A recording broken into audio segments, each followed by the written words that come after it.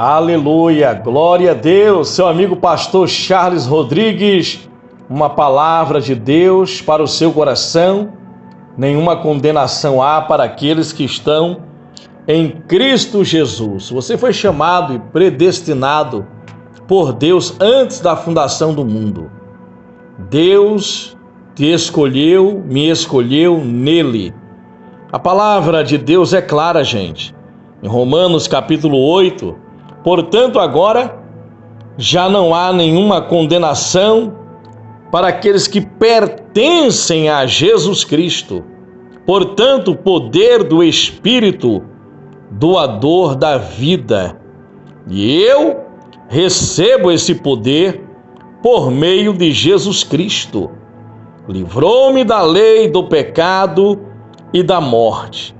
A santidade, cujo fim, gente, é a vida eterna. Deus nos chama para a santidade. Pois o salário do pecado é a morte, mas a dádiva gratuita de Deus é a vida eterna. E essa vida vem por intermédio do nosso Senhor e Salvador Jesus Cristo. Então, se obedecermos às leis divinas, se seguirmos o Espírito Santo e não mais obedecermos a nossa velha natureza pecaminosa que está dentro de nós, então aqueles que se deixam controlar, gente, por sua natureza humana e vivem tão somente para agradar a si mesmos, aqueles que vivem de acordo com a sua própria natureza caminham para a morte. Mas aqueles que vivem de acordo com o Espírito, não é? Com o Espírito Santo, aqueles que têm a sua mente controlada pelo Espírito Santo, serão conduzidos a uma vida verdadeira de paz e alegria. Seguir a velha natureza leva à morte.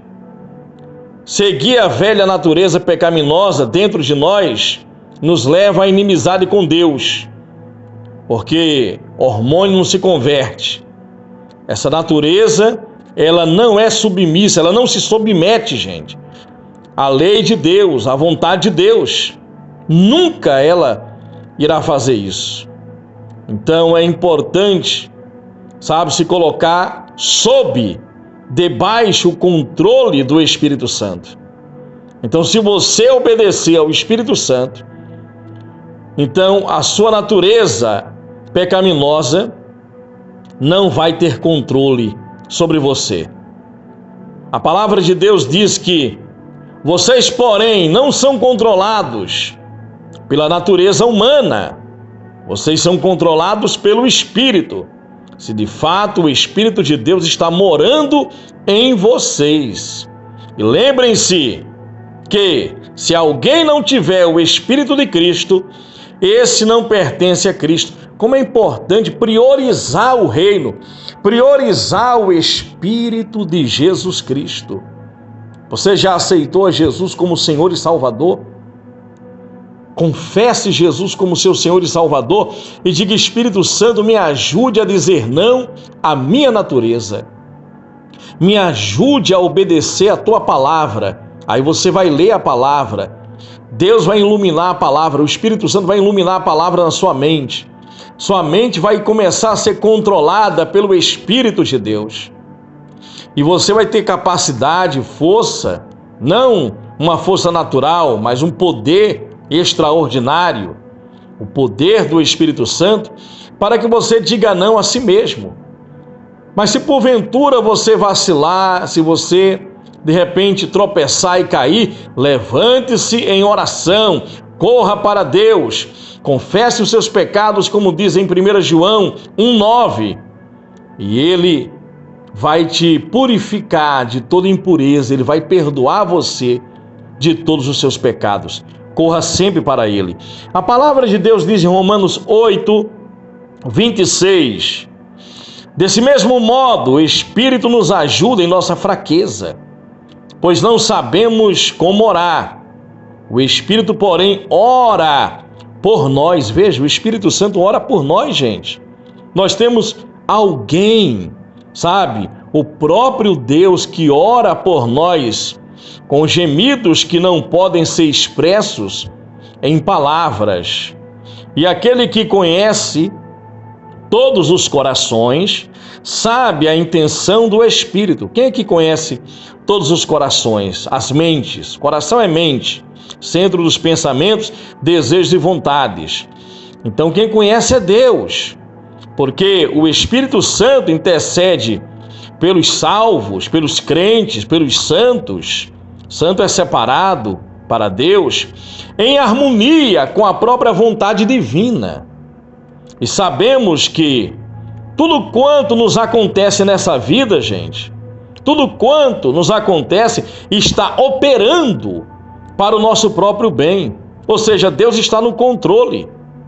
Se amamos a Deus, se você amar a Deus, se amarmos a Deus, se estivermos ajustados aos seus planos.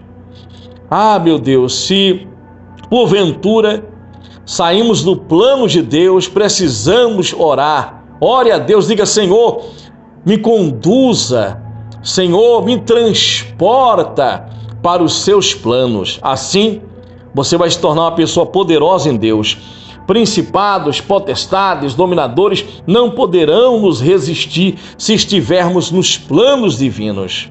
Mas ao longo da vida, talvez por causa do orgulho, ganância, vaidade, inclinação pecaminosa, muitos de nós saímos dos planos originais de Deus. Precisamos voltar, precisamos purificar o altar do nosso coração, para que então sejamos capazes de transportar as montanhas, de viver uma vida poderosa em Deus. Precisamos crescer em Jesus, crescer em Deus, gente, e não sermos pregadores ou membros de uma igreja acomodados. Não, precisamos realmente estar avivados, disponíveis para que os planos de Deus, para que os sonhos de Deus se realizem em nós e através de nós, e que o reino dele venha, e que almas sejam libertadas das garras de Satanás, e que milagres de cura e de libertação aconteçam, porque Jesus, como diz em Hebreus 13:8, ele é de fato o mesmo de ontem, de hoje e o será para todo sempre. Então, gente, a palavra de Deus diz que tudo coopera, tudo está operando para o nosso próprio bem, se amarmos a Deus, se estivermos ajustados com os seus planos. E a Bíblia diz que desde o princípio de tudo, Deus já conhecia os seus escolhidos. E Ele também os predestinou. Ele nos deu um destino, sabe? Um predestino. Que destino é esse?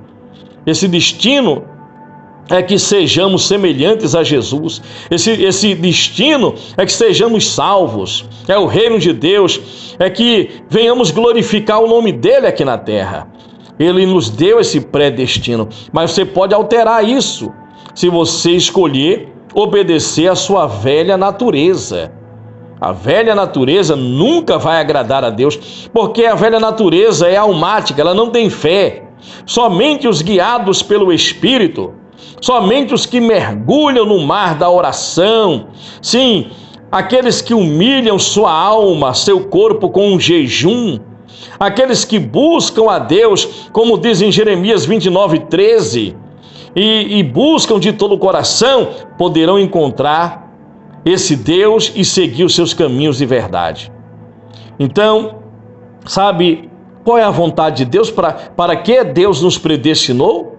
A Bíblia diz em Romanos 8, no versículo, repare, no versículo, vejamos aqui, no versículo 28, diz que para sermos semelhantes, repare, versículo 29, para sermos semelhantes, desde o princípio Deus já conhecia os seus escolhidos e Ele também nos predestinou para sermos parecidos, semelhantes à imagem de seu Filho. Não é a imagem física, o rosto, o corpo. Cada pessoa tem a sua diferença física, mas na atitude, no poder, no procedimento, semelhante, sabe, ao seu Filho Jesus, de tal modo que seu Filho seja o primeiro entre muitos irmãos. E aos que predestinou, ele também chamou. Não somente chamou, mas também justificou. Eu fui justificado. Quem me chamou, quem me justificou, eu não mereço ser justificado, mas quem me chamou, eu não merecia ser chamado. Eu não merecia ser justificado, muito menos ser glorificado. Mas ele nos chamou, ele nos justificou e também nos glorificou, diz a palavra do Senhor. No versículo 31, Romanos 8:31, que podemos dizer diante dessas coisas magníficas como estas? Se Deus está do nosso lado, quem é que pode estar contra nós?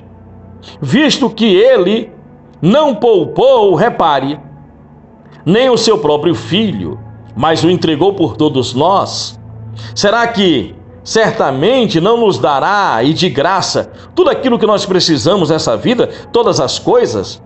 Quem se atreve a acusar os escolhidos de Deus? É Deus quem os justifica, gente. Deus justificou você. Se você errou, caiu, nós cometemos erros nesse mundo, sabe? Não conseguimos, nunca vamos conseguir cumprir os 10 mandamentos, muito menos as doutrinas humanas que foram criadas.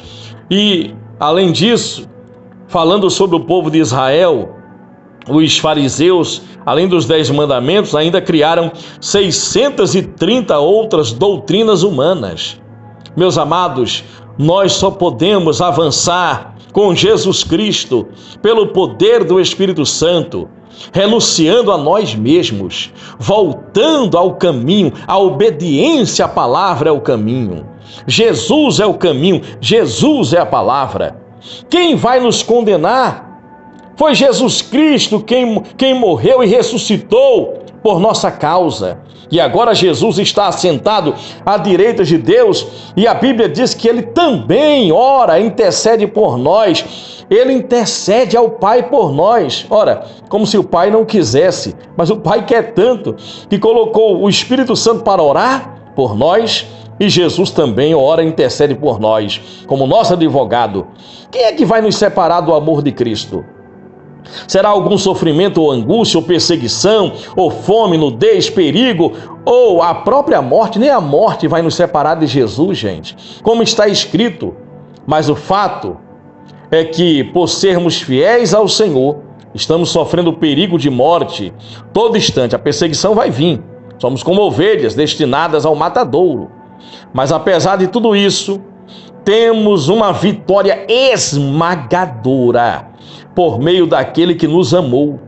Estou convencido, Romanos 8, no versículo 38, estou convencido que nada poderá nos separar do amor de Deus, nem a morte, nem a vida, nem os anjos, nem principados, nem potestades, nem o presente, nem o futuro, nem um lugar bem alto no céu ou nas profundezas do mar, nem qualquer outra coisa será capaz de separar-nos do amor de Deus que está em Cristo Jesus, nosso Senhor.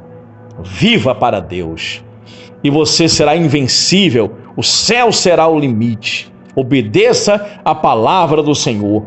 Não fique, na sua zona de conforto, apenas sentado, ouvindo cultos, apenas pregando, a palavra, acomodado ali ou aqui, mas busque uma posição mais alta com Deus através da oração, do jejum, através da humilhação da sua própria carne. Não obedeça a sua carne e siga o caminho.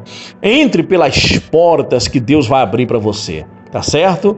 Deus abençoe a todos. Gente, Deus abençoe a sua vida poderosamente. Obrigado pelo seu tempo. Dá um like, dá um joinha, ajuda esse canal. Vamos em frente, vamos ganhar almas. De fé em fé, de glória em glória, de triunfo em triunfo.